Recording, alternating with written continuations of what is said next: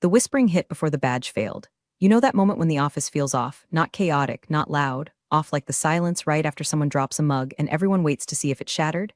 That was the entire fourth floor when I walked in. I passed Tim from procurement and he couldn't meet my eyes. Marcy, the queen of passive-aggressive birthday cards, actually winced. That woman once told a pregnant intern she was glowing with indigestion, and even she looked sorry for me. Then came the badge reader. I tapped it once. Nothing, tapped it again, red light. Third time's the charm, nope, still red. I tried to laugh it off like it was a system glitch. IT had been tweaking badge access all week. But the security guy didn't even pretend to pick up the phone. Just said you might want to check with HR like he already knew. Like everyone already knew. And they did. Oh, they absolutely did. I get to HR, and there it is, my face. Pinned to their glass wall like I'm a suspect in some corporate manhunt. Right below the words needs a lesson written in thick red expo marker. I stood there, staring at it, feeling the air go still in my lungs, not because I was scared, but because it was so absurd it bypassed rage and landed squarely in disbelief. Then I heard it, that voice I'd mentally rehearsed murdering 100 times in the shower. Ken, leaning against the doorframe like a dollar store Bond villain, sipping his protein shake like this was all part of his big alpha plan. Just a little accountability, he said with a shrug, like he was announcing a fire drill. You've been a little sloppy with your tone lately. Tone, that's what this was about, not the 3 vendor inconsistencies I flagged last week. Not the $14,000 budget plug I manually corrected when the system misread an invoice. No, Tone. I didn't say please enough when I asked him to stop marking expenses as miscellaneous. I didn't scream. I didn't throw a stapler or demand a meeting. I just looked him dead in the eyes, then turned to HR, whose mouths were suddenly full of invisible sandwiches, and said noted, walked to my desk, grabbed my plant, my backup charger, and the mug that said I'm silently correcting your math. Left the coffee, though. Let him see what it feels like to lose something essential. 'Cause here's the thing, and I say this with zero melodrama, I was essential. Not in the badge swipey morning huddle sense, but in the glue between the gears, late night audit kind of way. The kind of essential they don't realize until invoices go unpaid, compliance reports go stale, and someone asks where the hell the F12.3 form is. And real quick, if you've made it this far, take a second and tap subscribe or drop a like. Seriously, it means a lot to the team putting these stories together. Plus, 90% of you are just lurking, and you know you want to know what happens next. Anyway, back to the carnage. I stepped into the elevator without looking back. Ken thought he won. Thought I'd go crying to some lawyer or blast a Facebook post titled "The Day I Got Corporate Swatted." But that's not how this works, not with someone like me. I'd already mapped every point of failure in that building, not out of malice, out of necessity. See, when you've spent years being told you're too meticulous, too controlling, too direct, you learn to protect yourself with receipts. I didn't leave empty-handed. I left with something better, triggers. Quiet systems I'd built not to sabotage, but to survive. And now that Ken had ripped out the linchpin, me, those systems were about to start asking questions no one at that company could answer. The first, why the bank just emailed the CFO to say all outgoing payments were on hold, pending dual authorization reinstated by someone named Ashley. But that's tomorrow's fire. For now, I'm sitting in my car, AC on full blast, my plant in the passenger seat like a tiny green witness. I check my phone, no missed calls, good. Let them feel the quiet, let them wonder.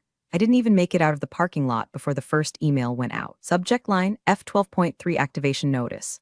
Sent to the CFO, Cassandra Green. She's the only one in that building I ever respected, mostly because she didn't pretend to understand the back-end accounting protocols. She just nodded, signed what needed signing, and stayed out of my way. The body of the email was 10 words exactly. Per policy, deactivation triggered the dual auth lock.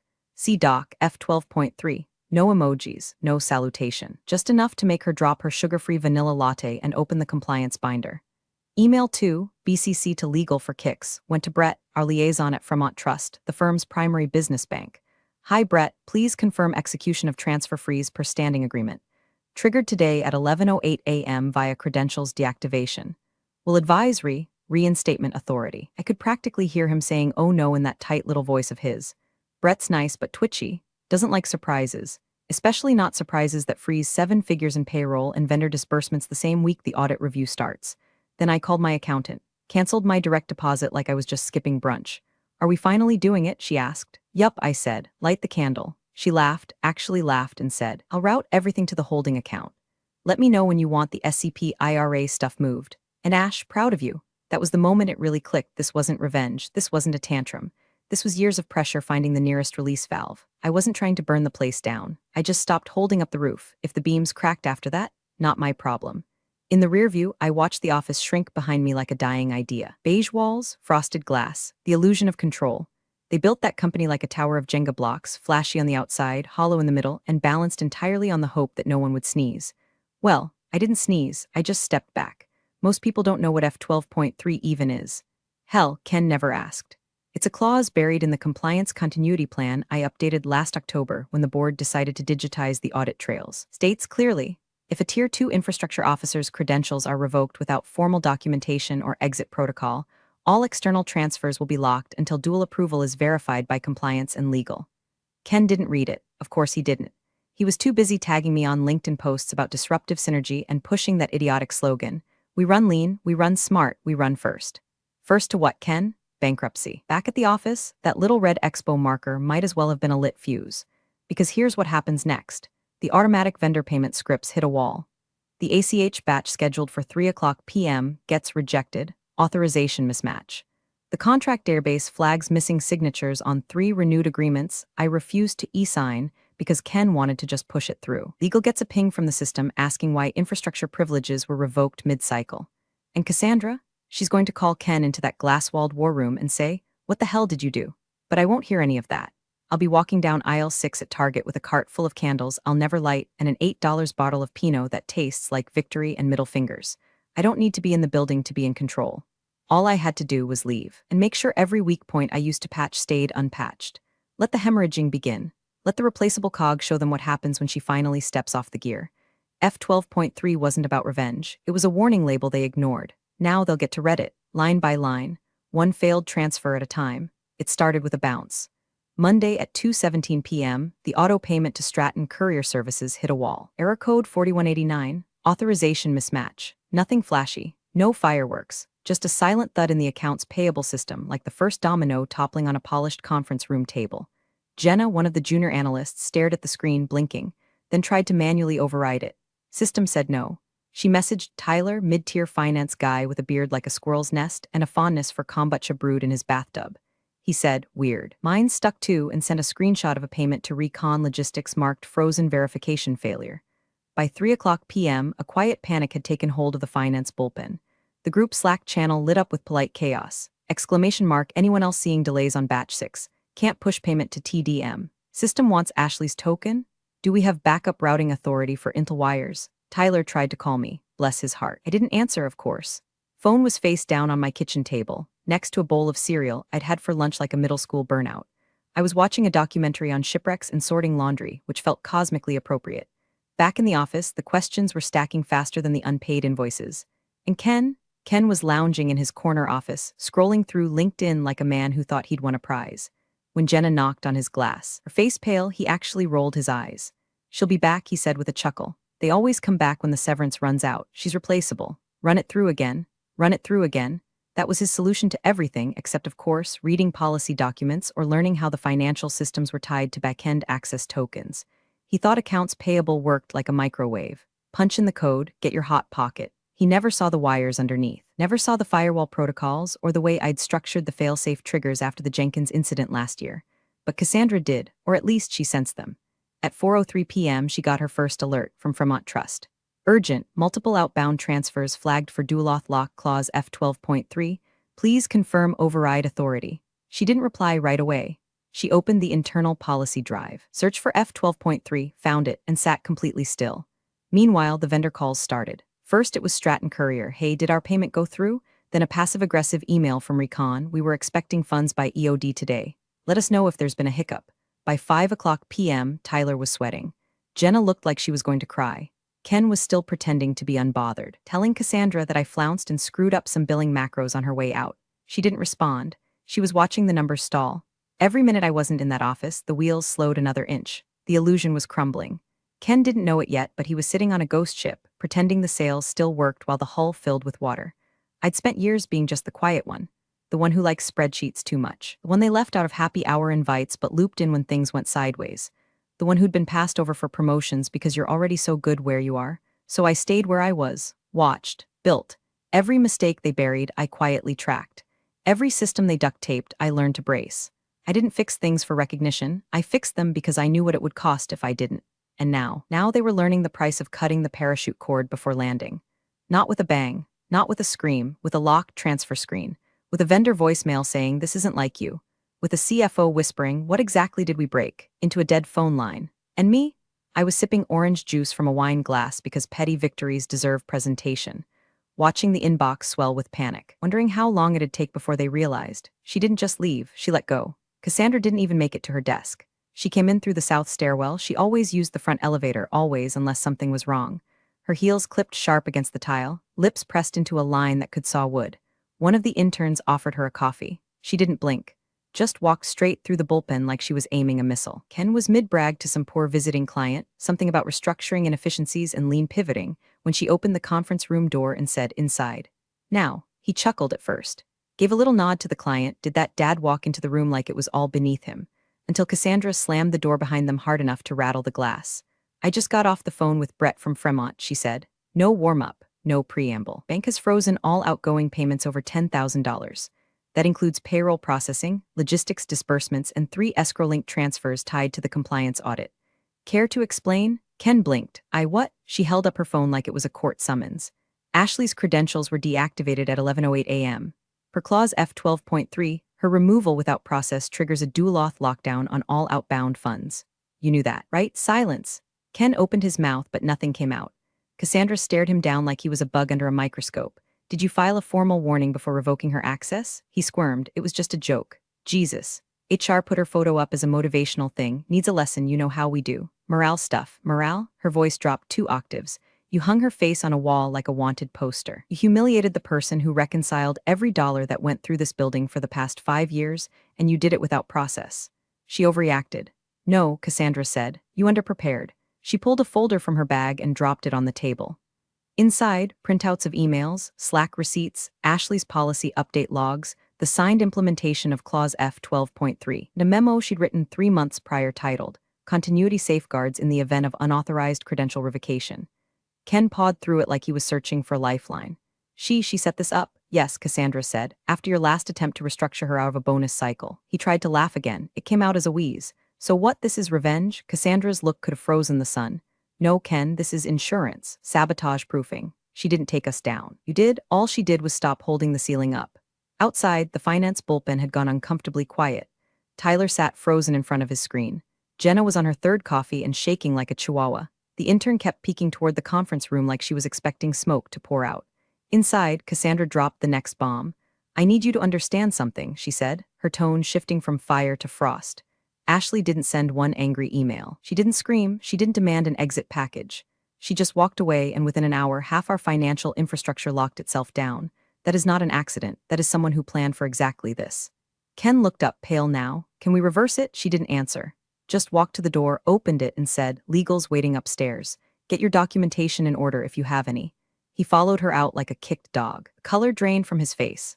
The man who'd once compared himself to a wartime general was suddenly mumbling about jokes and tone and team culture. No one met his eyes. No one spoke. They all knew, and me, I was still silent. I hadn't said a word since I left. No text, no tweet, no ominous voicemail or dramatic press release. Just 2 emails and a system that did exactly what I told it to do. Because real control doesn't need noise. It just waits, quietly, until the right fool pulls the wrong thread. And then everything starts to come undone. It took less than 48 hours for the cracks to show. By Wednesday morning, HR was in full damage control mode, phones glued to ears, printer screaming, toner streaks on foreheads like they'd been marked by the ghost of due process past. Karen, the HR director who once gave me a just smile more mug after a tense budget review, was now begging IT to resurrect a paper trail that never existed. Ken had yanked my credentials without so much as an HTRIS update. No write-up, no internal memo, no official reason for departure form. Just vibes and ego. But HR can't file vibes, and the bank doesn't honor ego. By noon, the vendor calls started rolling in like waves crashing against a crumbling dock. "Hey, just checking, did our invoice get processed last Friday?" "Hi. Our shipment's being held at port. Your wire never cleared. We've paused further service delivery until funds arrive." They tried to shift blame, of course, said it was a temporary system update. But vendors aren't stupid. When you've paid someone on the 1st of every month like clockwork for years, and suddenly your money's frozen with no notice, you start sniffing for rot. Then came the real blow. A $2.3 million order from Delta Core Systems, one of the firm's oldest and largest clients, got flagged during back-end verification. Funds hadn't cleared. The auto-approval I used to manually reinforce, gone. The cross-check spreadsheet I maintained by hand every Thursday, no longer updating. Delta Core's head of procurement emailed the executive team personally. We're postponing deployment until financial verification is restored.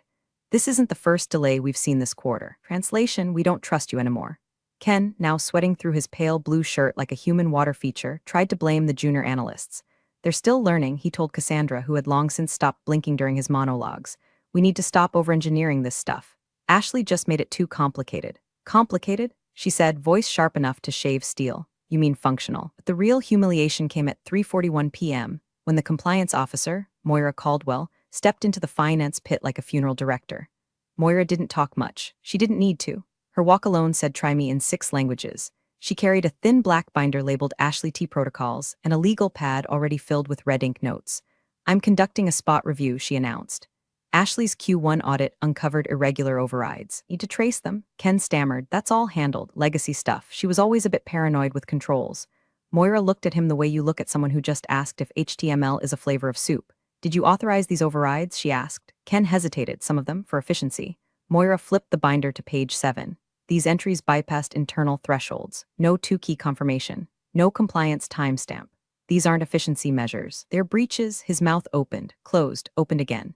The system flagged them, Moira continued, but Ashley left notations in the logs. Her final audit trail is extremely thorough, dated, indexed, documented. The room was quiet enough to hear Jenna's stomach growl. No one laughed, and just to clarify, Moira said, you did remove her without going through HR protocol? She was? Insubordinate, Ken muttered. Toxic. Her tone, toxic? Moira blinked slowly. She outlined a breach you personally approved, documented it, and routed the report through Cassandra's office. You signed off on it. Ken's soul visibly exited his body. I'd warned them. Every time I'd quietly highlighted a mismatch, or flagged a repeat violation, or slipped a post-it to legal marked urgent doc override, I wasn't being difficult. I was protecting the framework that kept their reputation intact. They just thought I was nagging. Now, without me. They were piloting a 747 with a cartoon map and a broken compass, wondering why the altimeter screamed. And the systems I'd carefully bolstered, maintained, and customized, they weren't failing. They were functioning exactly as intended once you removed the human patch that had kept the bad decisions from detonating. That patch was gone. Now the machine was eating itself. Slow, loud, and in full view of every vendor, client, and employee who'd ever wondered what I actually did all day. Turns out, I was the difference between forward and faceplint. The thing about clauses is, no one reads them until they're already on fire.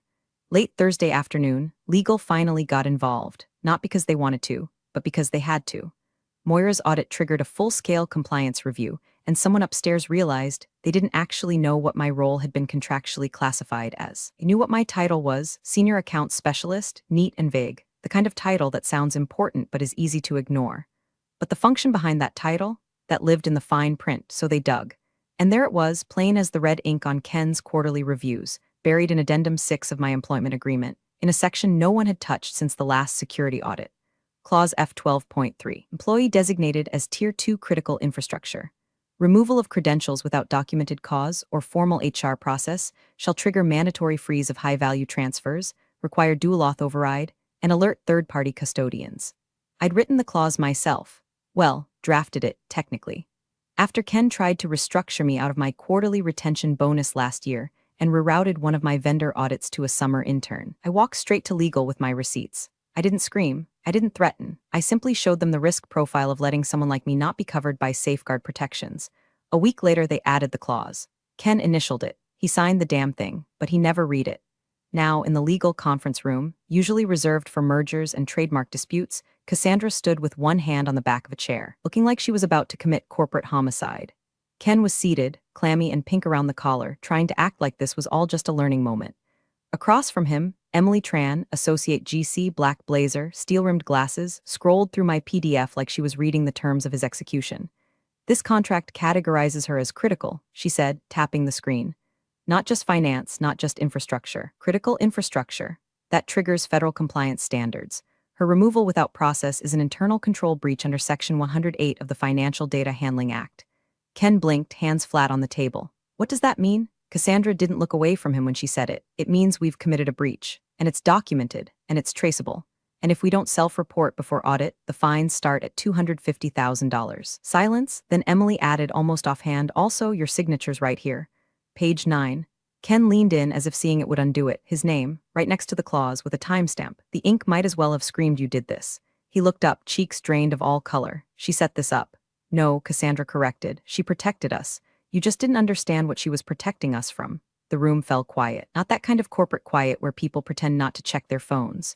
No, this was that deep, paralyzing stillness that only shows up when a man realizes the floor beneath him was never solid, that it was a trapdoor, and someone, him, just pulled the wrong lever. I didn't need to be in the room for this part. I'd already lived it once. The first time Ken tried to push me out, I'd played defense, quietly moved my audit logs to a shadow folder, documented every misstep, every override, every risk flagged and ignored. I'd watched how legal froze when I showed them how exposed we were, how many doors Ken had left unlocked out of arrogance and speed. They were smart enough to listen back then, and I was smart enough not to trust it would be the last time. So I made sure the next time, this time when he acted without warning, he'd trip a wire that didn't just snap back. It would snap up into systems, into banks, into policies he'd never read but happily signed. I didn't write Clause F 12.3 to get revenge. I wrote it so I wouldn't have to. That's the real twist, isn't it? Everyone thinks the threat comes from the one who yells the loudest, but it's not. It's the one who smiles while writing policy updates, who files paperwork at 7:14 p.m. with exact wording and quietly CCs legal for transparency. The one who watches, waits, and leaves nothing undocumented. By the time they realize what's happened, you haven't just won. You've already moved on. The email hit my inbox at 8:03 a.m. Friday. Subject line, exploring a possibility. I was on my second cup of coffee, wearing a hoodie older than most interns, sitting on my balcony while a neighbor's dog tried to bark the sun out of existence. I almost didn't open it right away. Figured it was another recruiter pitch for some underpaid, overhyped startup offering equity and a casual dress code, as if either one could pay a mortgage. But then I saw the domain. Cresswell Logistics Partners, the competitor. The one that had just won the government contract my company had spent 6 months throwing all its resources at. A $48 million federal supply chain upgrade for emergency logistics. Exactly the kind of deal we'd been pinning the next 2 quarters on. They'd beat us by a hair. At least that's what Ken told the board. Turns out the margin wasn't hair-thin. It was compliance-wide. I opened the email. Ashley, we heard you might be available. I won't waste your time. We reviewed your contributions to the compliance framework over at Pendale. Your clause work and audit architecture, elegant. Surgical, effective. Our CFO would like to meet. The offer is real and immediate. Warmly T. Marks, COO, Cresswell Logistics. It took me exactly 4 minutes to respond. Mr. Marks, thank you. Let's talk, Ashley. No flair, no resume attachment, no need to dance. When someone opens with elegant and surgical about your policy work, you're already seated at the table. By noon, we were on a video call. Their general counsel was already present. The CFO nodded through my answers like he was mentally replacing half his department. I didn't ask for a signing bonus. Didn't need to, they offered it anyway. More than I made in 2 years at Pendale. A new title, a private compliance sandbox. Team building budget, but the best part? They didn't want me to fix anything. They wanted me to teach them how not to need fixing. That same afternoon, back at Pendale, a very different email was being drafted. Cassandra was in her office with the blinds shut, typing like her fingers were on fire. The subject line of her message to legal, HR, and the executive board read, Restoration Plan Proposal Ashley C. The first sentence, in order to pass audit and avoid regulatory penalties, we will require Ashley's assistance for at least 30 days. This is not optional. Ken had already been gently escorted out of financial decisions. His name no longer appeared on any routing tables, and IT was quietly dismantling his system admin credentials. Jenna told me later that he'd tried to float the idea of me returning to finish out the quarter for continuity's sake, like I was a teenager covering a last-minute babysitting gig. Cassandra didn't even respond to him. She just kept writing, given that Ashley left without breach, and in fact protected the company from significant liability. Our tone must be appropriately deferential. This is a request for assistance, not a rehire. She attached a draft letter. It was dense, polite, full of executive phrases like unfortunate misunderstanding and opportunity to realign. But it screamed one thing loud and clear: please come back and stop the bleeding. I never replied, didn't need to. Because at exactly 5:17 p.m., after signing the Cresswell contract, I shut my laptop and poured a glass of bourbon. Not celebration, not revenge. Closure. They wanted a consultant. Someone who'd walk back in and pretend nothing had happened, apply a bandage, and nod through thin apologies from men who couldn't spell compliance without a cheat sheet. But I don't repair machines that ignored the warnings. I build new ones. And Cresswell, they weren't asking me to fix anything broken. They were handing me a clean blueprint and the pen. It wasn't about pay. It wasn't about titles. It was about walking into a room where nobody's pretending they know more than they do. And no one, pins your photo to a wall and calls it accountability. Final phase set. No fanfare. Just quiet satisfaction and the sound of old doors slamming shut behind me. The emergency board meeting was called for 7 o'clock a.m. sharp, because nothing says this is fine like dragging a group of half-awake executives into a walnut-paneled conference room before the cleaning crew's even done with the vacuuming. Cassandra sat at the head of the table, notepad closed, phone silenced, a single manila folder in front of her like it was a detonator. Her blazer was navy, no jewelry, no makeup. She didn't need armor, she had facts. The rest of the board trickled in slowly, the air thick with expensive cologne and quiet dread. Murmurs about cash flow timing issues and vendor reconciliation delays hung in the air like mildew. Ken arrived last. He still hadn't shaved. He tried for casual, leaning against the wall, sipping from a Pendale-branded coffee tumbler like this was just another quarterly check-in. Cassandra didn't look at him once. She opened the folder and spoke without preamble. Our financial system is frozen. All external transfers over $10,000 are currently blocked. 2 federal vendors have flagged us for non-payment. One of them has begun the process of suspending their contract. Dead silence. Clause F12.3 was triggered Monday morning when Ashley's credentials were deactivated without HR documentation. The clause requires dual auth override for high-value disbursements. We've failed to satisfy those overrides. Compliance considers this a breach of internal control. One of the board members, a former banker with liver spots and a terrifying Rolex, leaned forward. You're telling me this clause shut down the company? Cassandra shook her head. Ken shut down the company. The clause prevented him from doing further damage. All heads turned. Ken opened his mouth. Cassandra cut him off. Please step out, Ken. He looked around the table, eyes darting like a trapped animal. This was a misunderstanding. HR was on board. It wasn't even formal. Step out. He left, but slowly. Like if he moved slow enough, he'd still be important. When the door clicked shut, Cassandra exhaled and leaned forward. She was protecting us, she said quietly, from exactly this. The clause was designed after a failed demotion attempt, one that Ken initiated. Legal reviewed it. He signed it. It was in effect. The legal counsel nodded from the corner. Oz is ironclad. It automatically notifies our banking custodians. We're in breach. We'll need to self-report and initiate mitigation or face fines and potential blacklisting on federal contracts. Another board member, Linda Markham, sharp as a guillotine and 3 times as fast, tilted her head. Has Ashley responded? No, Cassandra said. We sent a consulting offer yesterday. Competitive rate. Immediate reaccess to systems. She didn't reply. Should we follow up? Cassandra hesitated, then said, I don't think she will. The silence that followed was the kind that bruises. The kind that stretches across glass tables and conference phones and makes even the HVAC vents seem too loud. Because everyone in that room knew what Ashley had done. She didn't leak anything. She didn't lash out. She didn't call a lawyer or post a Twitter thread or lawyer up for headlines. She simply stopped. Stopped absorbing the negligence. Stopped covering for incompetence. Stopped propping up the rusted gears of a machine too arrogant to know it was already falling apart. And when she stopped, it all collapsed in slow motion. They'd spent years underestimating her, treating her like a spreadsheet with legs, overlooking her in meetings, ignoring her audit flags, calling her tense when she insisted on protocol and rigid when she refused to fudge numbers. And now she was gone. The only person who could unfreeze their systems, reverse the damage, and make them whole again wouldn't even return their calls. That's not sabotage, that's absence, weaponized and louder than any outburst could have ever been. The silence around her was now the loudest sound in the room, and it was deafening. Ken walked back to his office like a man trying to make a scene feel normal. The meeting was over. The board had spoken in tight, clipped phrases. Cassandra hadn't even looked at him during the final 5 minutes. Legal had said they'd circle back after reviewing internal liability scenarios, a phrase that, in corporate, might as well mean go clean out your desk while it still has your name on it. But Ken still held on to hope, because men like him always do. Hope that charm would carry the day. That someone, somewhere in the chain of command, would pull him aside and say, tough room, huh? That this was all temporary. And he opened his office door. The lights were off, motionless, like the room itself had given up on him. His monitor was already on, screen glowing in the pale blue of our internal OS. But the wallpaper, the one he'd changed to a photo of himself holding a fake award at last year's holiday party, was gone. In its place, a simple black and white screen. Critical infrastructure override, revoked. The font was standard. Sans serif, polite, but it screamed. He stepped toward the keyboard and pressed a key.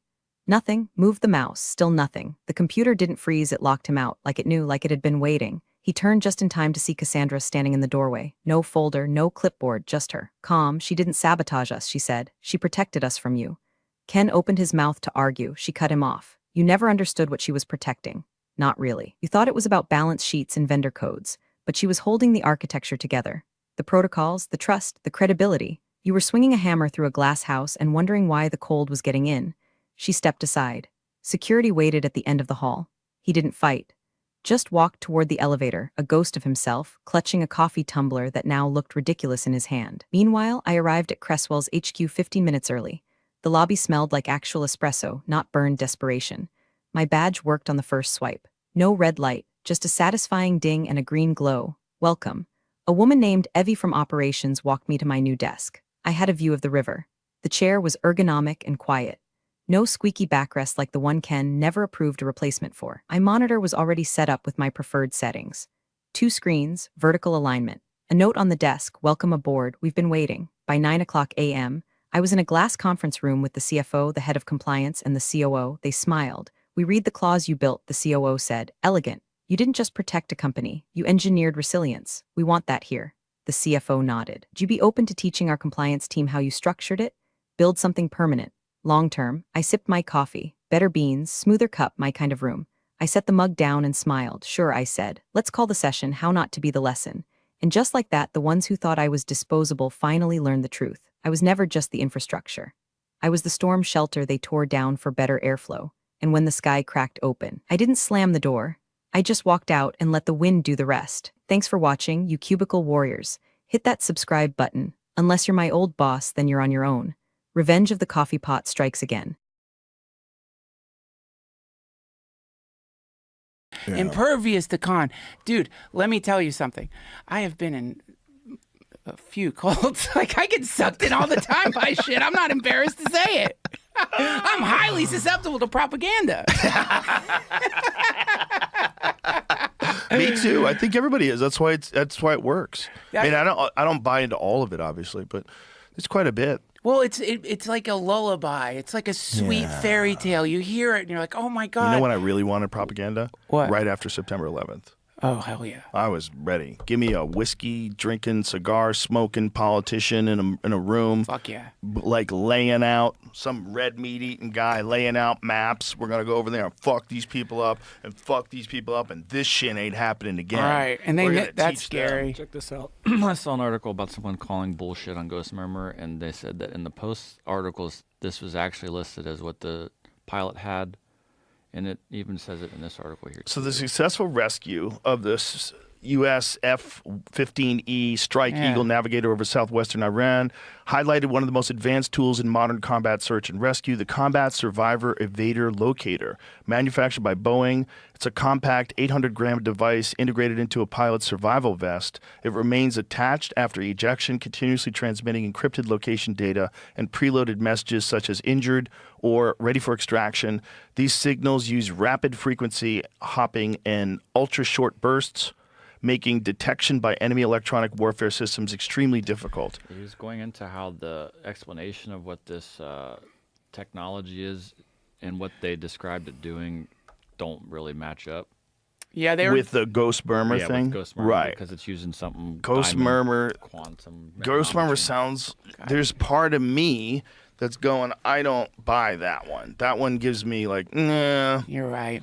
I don't think you can God do damn that. it. I think you're bullshitting. You're right. There's also a thing where Hegseth said that like the first message this guy sent was God is good.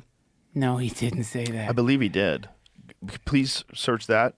I think that's what he said. I think that's what he said. That was the first message, which, by the way, I might say that if they're coming to rescue me. That's true. True. Or praise Jesus. But also, what concerns me,